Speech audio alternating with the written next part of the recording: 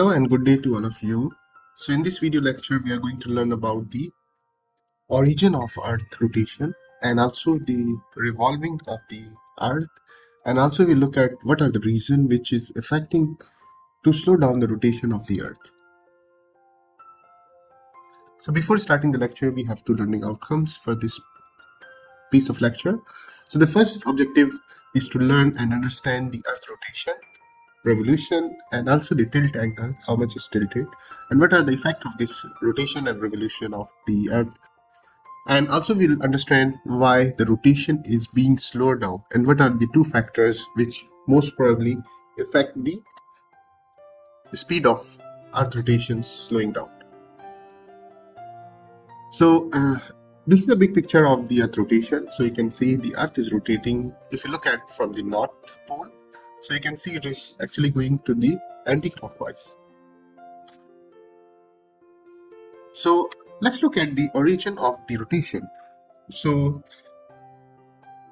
origin of rotation, there's a lot of theories have been presented, but if you look at the Earth when it was formed as a part of the birth of the solar system, obviously 4.6 billion years ago, it was composed of hydrogen and helium, which was produced in the Big Bang time, and as well as the heavier elements which was ejected by supernova. So this was the time when there was a Big Bang. So when it was forming, and there was actually the angular momentum, initial angular momentum, which need to be conserved, the clustered mass starting rotating faster. So you can see when there was a Big Bang, then it started to become by the angular momentum. From there, it threw some of the debris, but the sum of the object which was quite larger. So when it was obviously the solar system and was forming, and together with solar system forming, all the elements or the solar system, including the Earth, was in the form of initial rotation.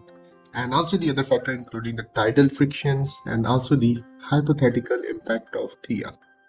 So this is the actually origin of the Earth rotation and revolution. So if you look at the rotation period and how we can measure the rotation period of the Earth. So the permanent monitoring of the Earth rotation required a very long baseline interferometric coordinates with the global positioning system and also the satellite laser ranging and other satellite techniques. But there is a formula which is known as T is equal to D over V, where D is actually the distance in case of the circumference and V is the actually tangential velocity of the Earth.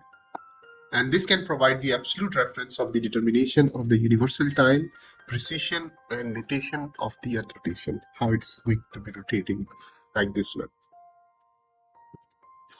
So there's two terms which I use. One is rotate and the second one is revolve.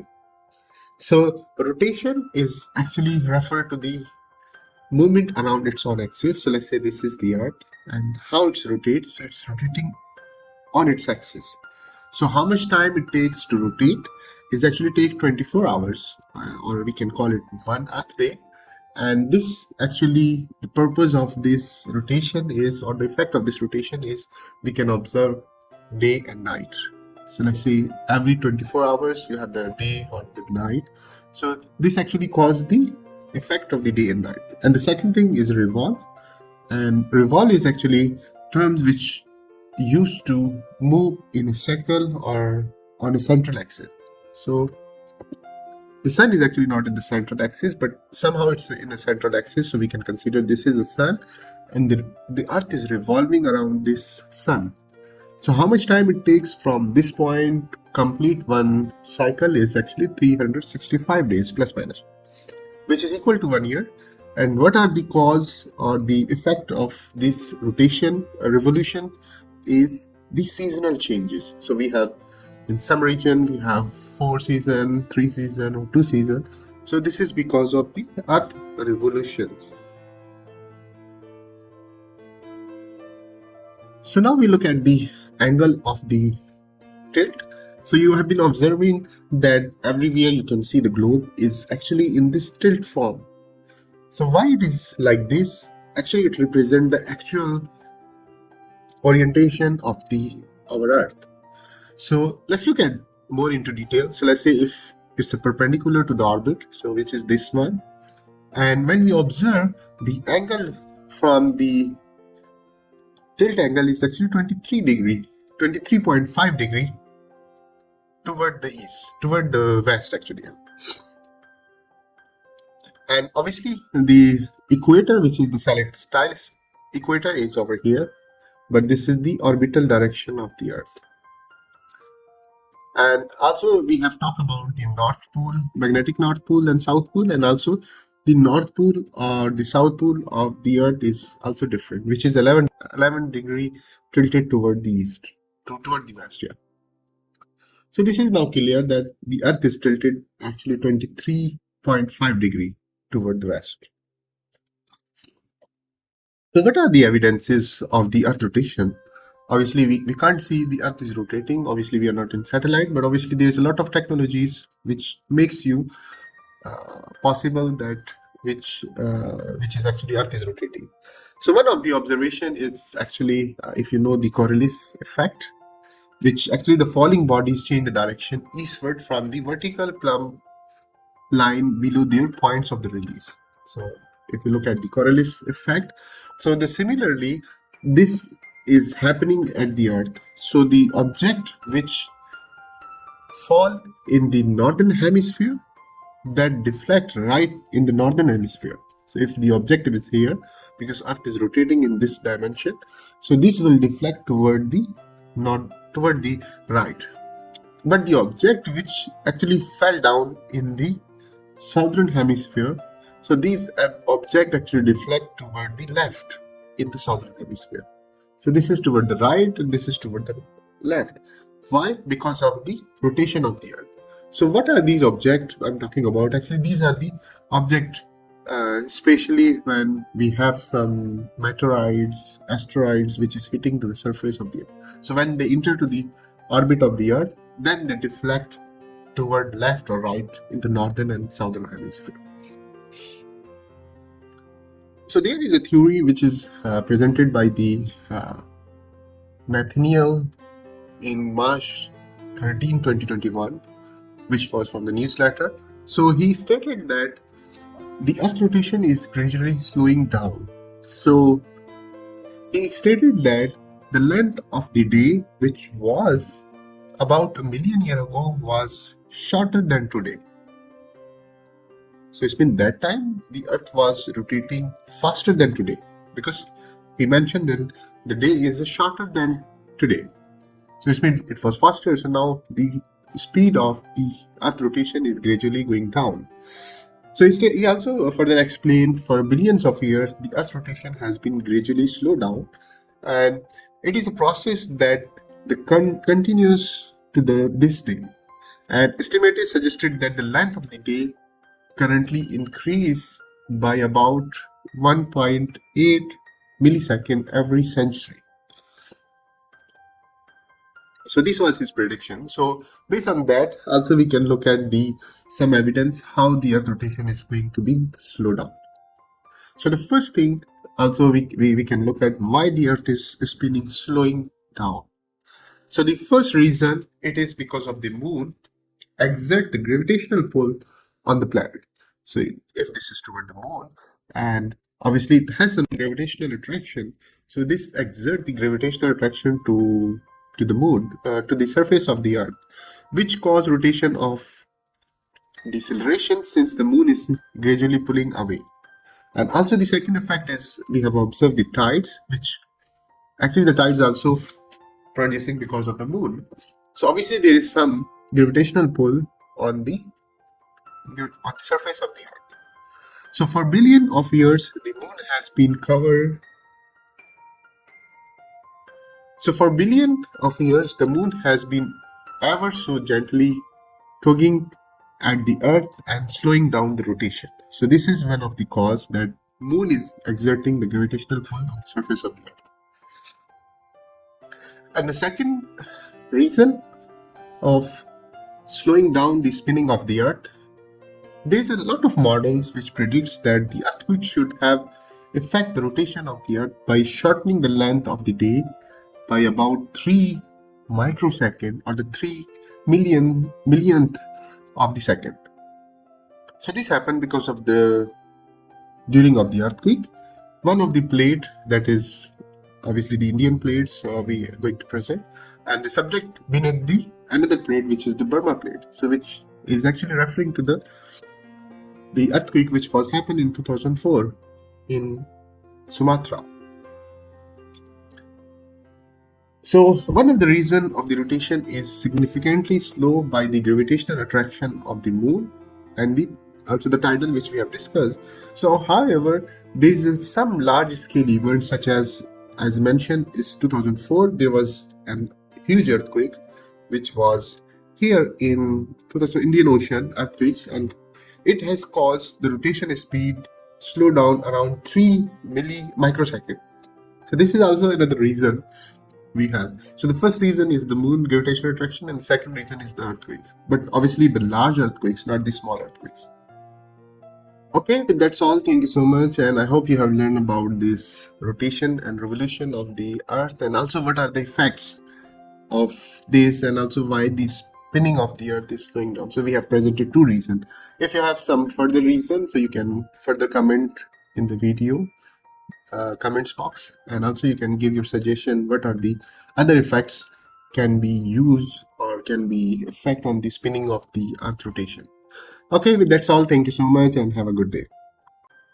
Hello and good day to all of you. So in this video lecture we are going to discuss about two different type of days. One of them is sidereal day and another is a solar day. So before starting the lecture, we have some learning outcomes. So the first learning outcome of this lecture is to learn and understand the Earth's sidereal and the solar days.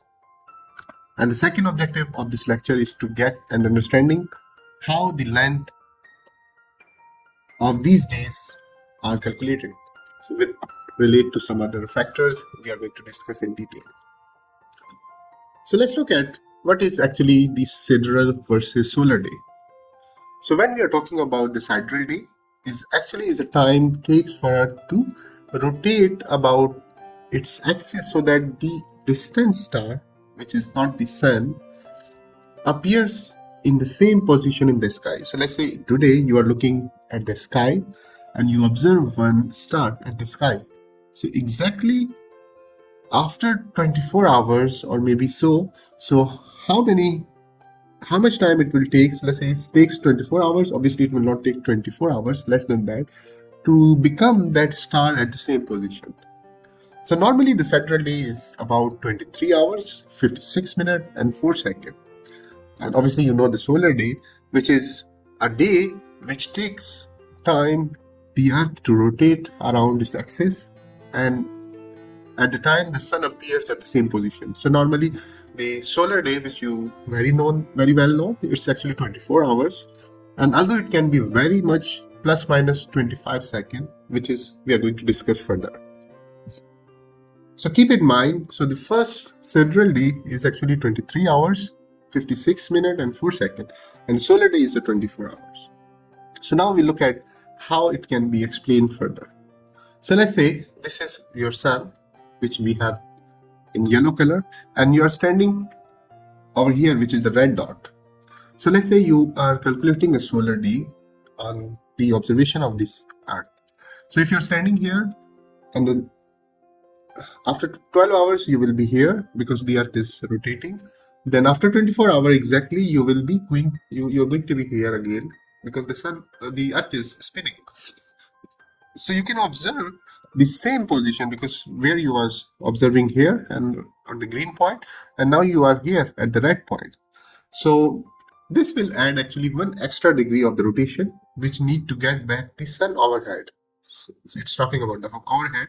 So you can imagine, because it's actually need 360 degree, but obviously the earth is also rotating, so that's why it will add one extra degree to the angle of the solar day. So now we look at the central day. So this is, let's say, is our earth, and this is sun, and this is the position just now and after 24 hours. So which one we have explained previously. So if you look at the other star, which is the distant star here, and this angle is increased because of the more distance.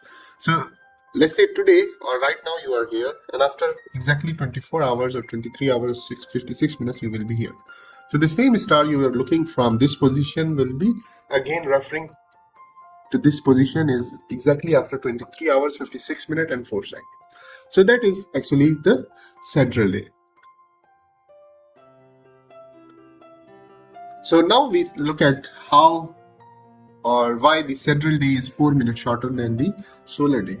So let's look at the solar day, which is actually 361-degree rotation, which takes actually 24 hours, as I mentioned in the previous figure. So the sidereal day is actually 360-degree rotation because in this one, this is so far. So that's why there is no need of adding 1 degree because it's quite far away. So the angle can be ignored. So, but the sidereal days actually take 360-degree rotation. So now we can calculate the length of the sidereal day, which is 360 divided by 361 into length of the solar day. So length of the solar day is 24 hours, which is equal to 23.95. If we convert these hours into minutes and seconds, so you can get the exactly this is the minutes which we get from this observation.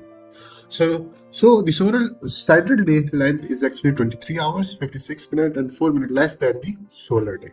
So that is the calculation of the sidereal day, how we calculate. So now we look at the rotation speed difference. So recently, it's not recently, but in last decades, 1999 to 2005, the average annual length of the mean solar day in excess of 86,400 SI second has varied between 0.3 millisecond and 1 millisecond, which must added to both the stellar day or the sidereal day or the solar day, which means it's actually the negligible, but still you have to be account 0.3 millisecond or 1 millisecond in the 0.3 millisecond is for stellar day and this is for the sidereal day. So the equatorial radius of the Earth in the World Geodetic System, which is WGS 84, ellipsoid is actually this amount, 6 million something meter, which multiply the Earth equatorial radius by its angular velocity yield Earth rotation speed at the equator is actually 465.1 meter per second and also 1674.4 kilometer per hour. So either it's meter per second or kilometer per hours. So you can have this speed at the equator of equatorial rotation of the Earth. So with that's all. I hope you understand the solar day and sidereal day, and also how we can calculate the solar and sidereal day. With that's all. Thank you so much, and have a good day. Hello and good day to all of you. So in this video lecture, we are going to look at how we can prove that the Earth is rotating. So obviously we have some experiment based on the previous scientists. So we are going to explain the first two experiments, which is one is related to the Hooke's, and the second one is Foucault pendulum, so which is the most popular experiment which proves the Earth rotations.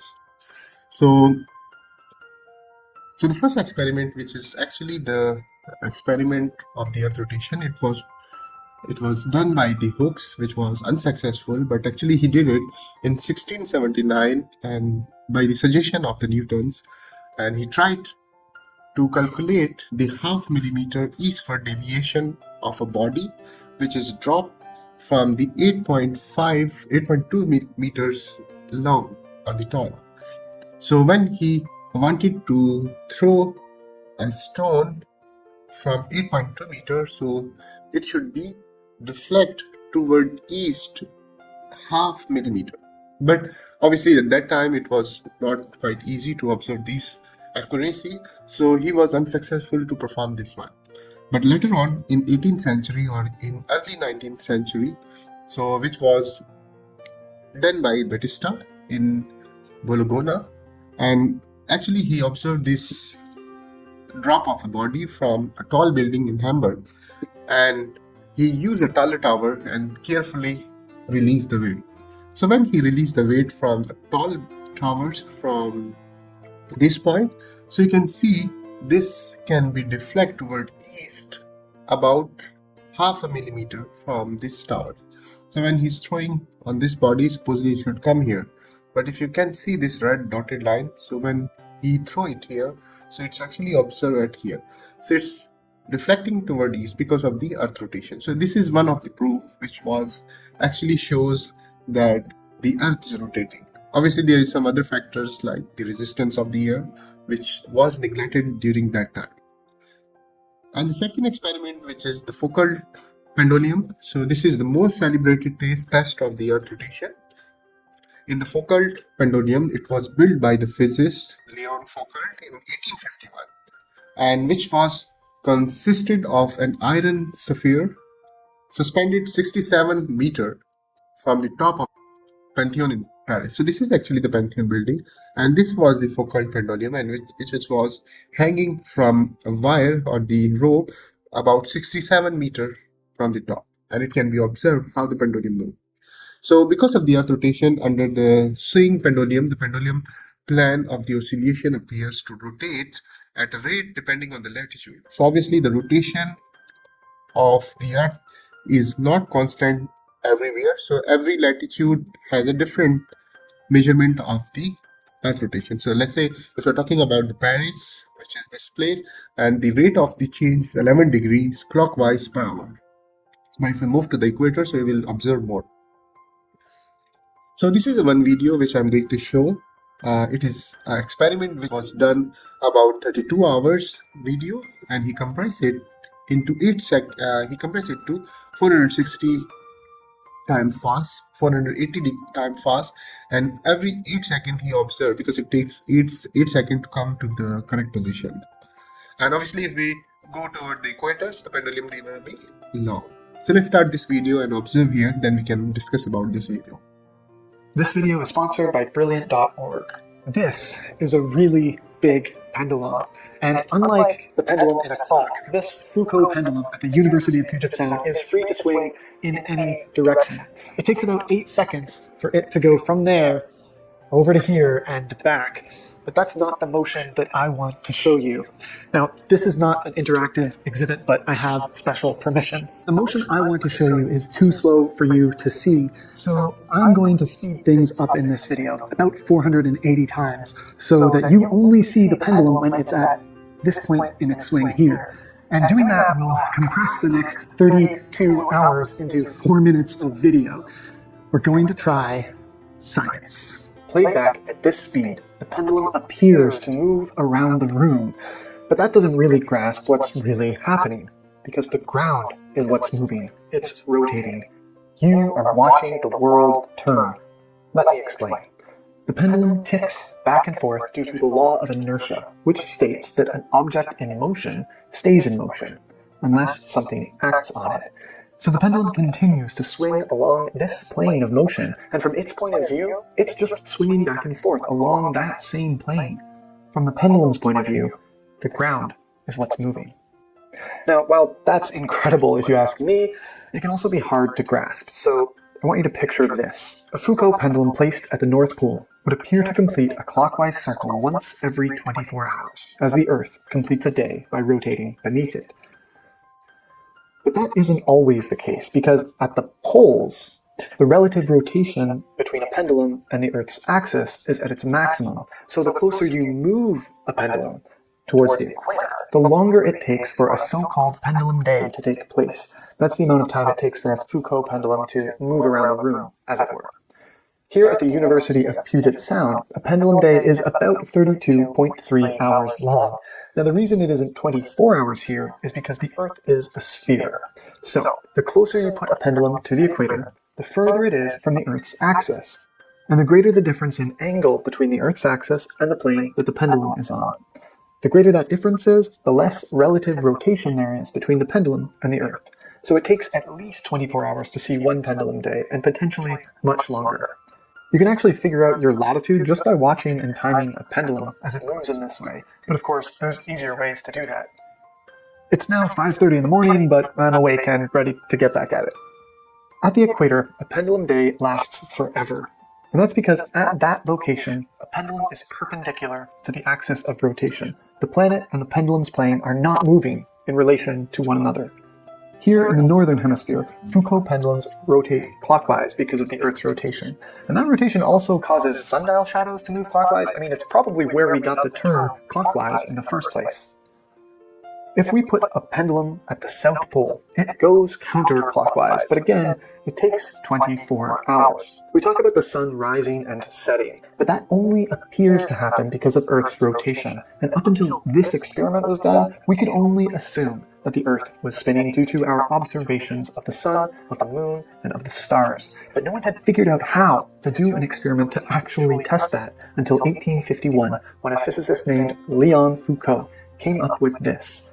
And that provided the very first simple proof that the Earth rotates. He did all of that using nothing but a pendulum. And if you ask me, that is pretty remarkable. And that is a pendulum day. Now, it's worth noting that most Foucault pendulums on display, like this one, have an electromagnet at the top. But that's just to keep them going forever. You could just use a normal pendulum to do this experiment and get the same results. It just wouldn't last as long. And maybe that's a good thing, because this took me a long time. In this video, you have observed that how this pendulum move around the room. I mean, you have to look at these around the whole room. So it started from here, this motion, then it's moving here, here, and all the way to this point. So it takes like 32 hours for at this specific latitude. But if we move to another latitude, so obviously it will be keep changing. So that is actually the second proof which makes possible that the Earth is rotating. So otherwise, if Earth is not rotating, then the pendulum will not be keep moving in the other directions. And so we have done these two experiment or learned two experiment. The first one is falling of the object from the tall building, and the second one is the focal pendulum. So these two proves that the Earth is rotating. Okay, that's all. Thank you so much, and I hope you have learned this topic. Thank you so much and have a good day. Hello and good day to all of you. So in this video lecture, we are going to learn about the gravity itself, and also we look at the Earth gravity and also what are the methods to measure the Earth gravity and which formula we use for gravitational field of the Earth. So before starting the lecture, so we have learning outcome. So the first objective of this lecture is to learn and understand the Earth gravity and gravity anomaly causes. And the second objective of this lecture is to know what are the factors which change the value of gravity with the different latitude, longitude, or the place of the Earth. And the third objective is to explain about the gravity formula, how we calculate or how we generate the gravity formula. So let's look at what is gravity. So if you look at the definition, so the gravity is actually measured as how fast an object accelerates toward each other. So the average gravitational pull of the Earth is 9.8 meter per second square, so which is the average gravitational pull of the Earth. So the gravity is the force by which a planet or a body draw object toward its center. So in case of our solar system, so we have the main object which is Sun in the middle, and it's attracting all the planets toward the orbit of the Sun. So that is the gravity of the Sun. So the force of gravity keeps all the planets in the orbit around the Sun.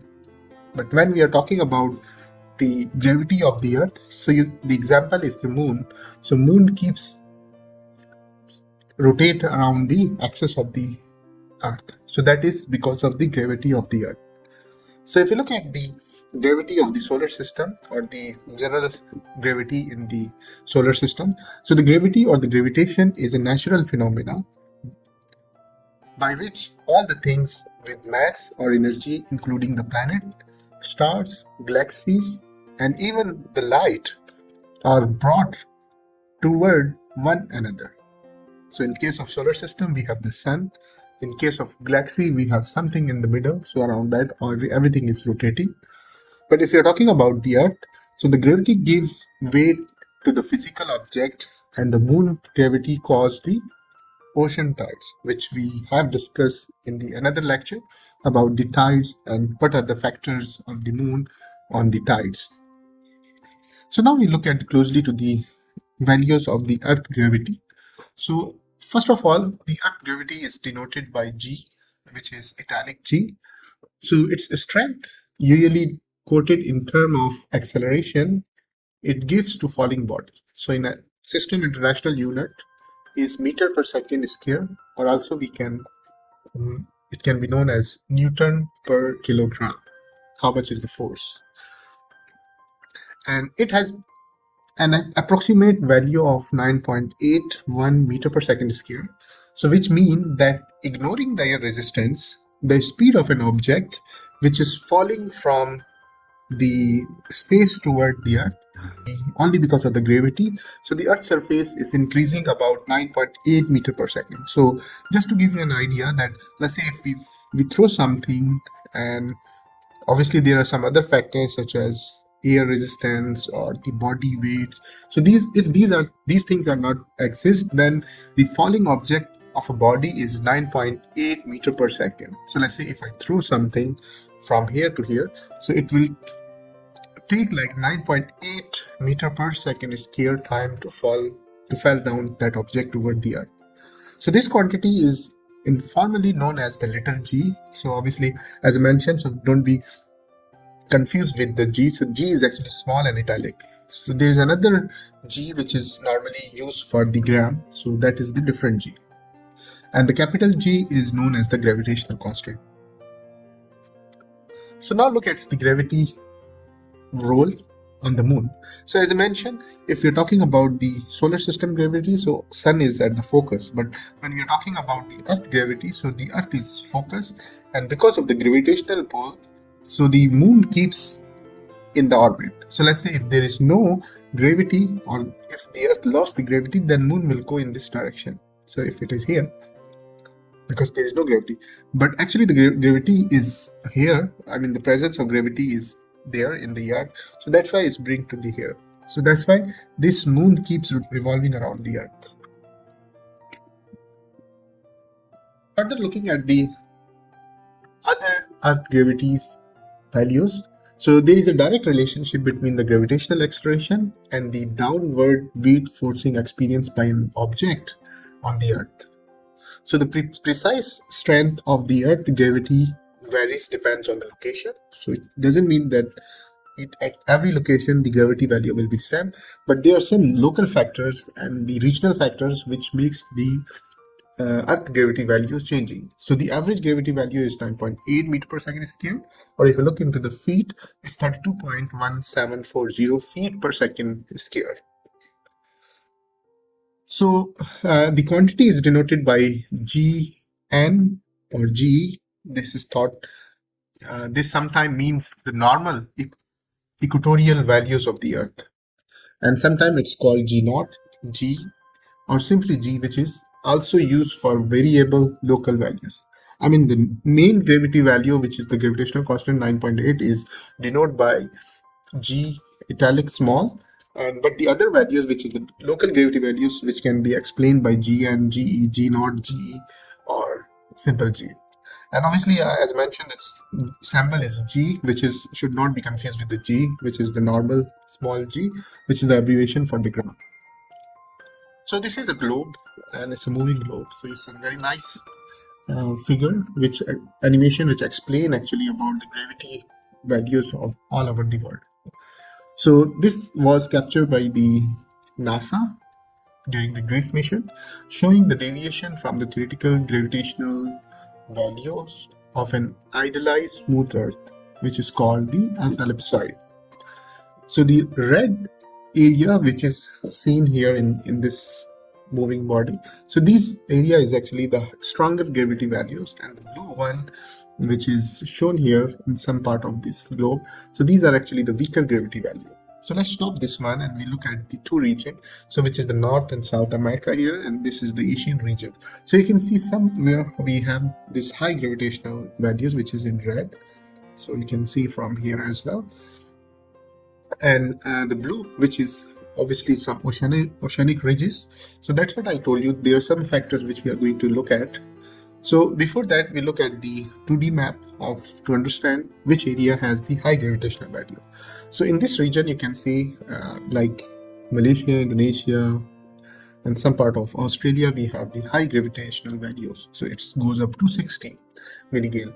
But if you look at this area in Indian Ocean, so you can see these values are quite low. And over here, similarly, in this region, you can see low values of the gravity. But if you go toward the north, it's a high gravity values. So what are these factors actually? So what actually the gravity anomaly is? So the gravity anomaly is the difference between the observed acceleration of an object in a free fall on a planet's surface and the corresponding values predicted from the model of the planet gravitational field. And as I mentioned, the presence of mountain ranges. So let's say in this area, you will be knowing there's a lot of mountain ranges will usually cause the gravitational force to be more than it would be on the featureless planet. So it's talking about local. So let's look at here in this region. So it's all India, Pakistan is like that. But if you look at this place, it's Himalayas. So you can see the high gravitational values are at this region. In South America, you can observe. So these are the mountain ranges. So these are the one of the factors of high gravitational value. But there are some other factors which vary the Earth gravity. So what are those? So these are actually three main reasons which enhance the gravity values of in the Earth. So the first thing is latitude. So obviously at each and every latitude we have a different values. Obviously when when Earth is rotating, so the gravitational values become higher at this position, but if you move toward the pole from equator to North Pole and equator to South Pole, it usually decrease.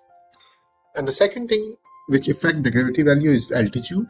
So as I mentioned, some of the areas, let's say if you go into the Himalayas, so these are quite high regions, so the values of the gravities are higher at that position. And the third thing is the local topography or the geology. So let's say if you are in some area, and if you measure the gravity values at the surface, and if there is a nearby, you have the outcrop. So the gravity values will be changing because of the local topography and geology. So the gravitational force is often assumed to act directly toward the center of the Earth, but the direction varies because of the Earth is not perfectly uniform sphere. So now let's look at the measuring or the estimating the G from the law of universal gravitation. So how we equate the gravity formula. So from the law of universal gravitational, so the force of the body acts upon the earth gravity is given by, which is F is equal to G capital M1 M2 over R square. So in this formula, so G is the gravitational constant, M1 is the mass of the earth, M2 is the mass of the body, and R square is the distance between the earth, center of the earth and the body. So after simplification, we can write this equation G into M1 over R square into M2. And also additionally, we know that Newton's second law of motion, which is F is equal to ma, where m is the mass, a is the acceleration. But this formula can be written as F is equal to m2 g. M2 is the mass of the gravity, or mass of the mass of the body. So mg. So once we put these values in here, we replace mg with F here. So M2 will be cancelled out and this will be left over here. So the same thing. So after putting the values, let's say, so to find the acceleration due to gravity at sea level, so when you are at sea level, so you have to substitute the values at the sea levels for the gravitational constant. So now let's put at the values in this formula, G is equal to Gm1 over R square. Which is G, the gravitational constant is this one. So this is mass of the Earth, and this is mass. This is the radius between the Earth center. So finally, we got the values 9.822 meter per second square. So now let's look at the free air correction. How we insert the free air correction in the gravity formula. So this is the general gravity formula. Let's say if you go into the terrain or at the sea level, we have to estimate the G values with respect to this formula, where G naught is the acceleration in meter per second square at latitude. So different latitude has a different values. So this international gravity formula was proposed in 1967 given by, and also it was equated by the Helmholtz equations. So what's the objective of free air correction? So the first correction to this formula is the free air correction. Why we apply this one? Because the account for high above sea level. So let's say if you go into the place which is above sea level, then you have to apply the free air correction. So obviously the gravity decreases with the height, and at the rate which near the surface of the earth is such that linear extrapolation would give zero gravity at the height of 1/2 the radius of the earth. So the rate is 9.8 meter per second square per 3200 kilometer. So finally, when we know these values, so we have to apply these values. So this is the general gravity formula, and this is the free air correction. So 3.086 into 10 raised power minus 6 into h, where h is this one is actually the height in above sea level. So that was all about the gravity. So now if I have a question, so if there is no gravity, so what will happen? So this will happen actually. So with the earth, actually this guy will be standing here, and this has to be hanging below the earth, obviously, if there is no gravity. So the gravity is actually a blessing for us, so we can stay on the earth and everything is like here. So if you go into the space, there is no gravity, so you will be floating around. So gravity is actually the fortunate things for us to be stable on the earth. So everything is stable because of the gravity in this earth. So with that's all. Thank you so much, and I hope you understand the gravity and what's the value of gravity in our life, and also what's the factors which change the gravity values. With that's all. Thank you so much, and have a good day.